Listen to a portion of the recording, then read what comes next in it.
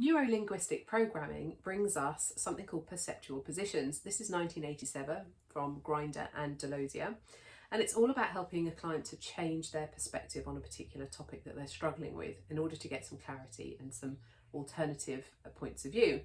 So the idea is that first of all you start with the client in their I position. So what is it that their first person experience is? So how do they see it? How are they feeling about it? What thoughts are running through their minds? What behaviours might they be experiencing? So you do that from the first person perspective. And then once you've done that and you've thoroughly explored that, you invite the client to move to the second position, which is the position of the other. And what you're really doing there is you're inviting them to step into the shoes of another person involved in the situation or interaction. You think about the thoughts, the feelings, the needs of the person, the experiences of that other person, as though you were experiencing it from their point of view. So you're really stepping into their space and trying to find that kind of position that they might be experiencing the scenario from. And this helps us to encourage kind of empathy, understanding and perspective taking. And then once you've done that, you shift into the third position, which is the observer.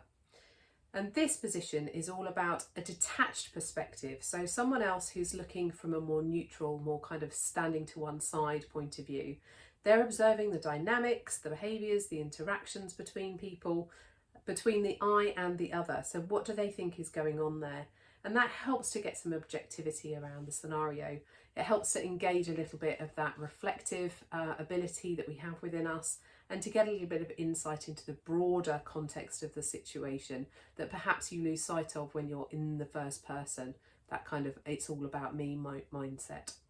So by shifting through those different positions and going from first to the other, to the observer, we're able to get a better sense of what the dynamics are at play within the relationship, understand a little bit of the conflict and be able to do some problem solving around those things. And it can really help with things like communication and empathy and problem solving by helping someone to encourage that kind of ability to take different perspectives and different opinions and different viewpoints. So it's a really useful thing to get people to do. You can do it using chairs if you want to move people around the room, or you can do it with a piece of paper and draw those things out.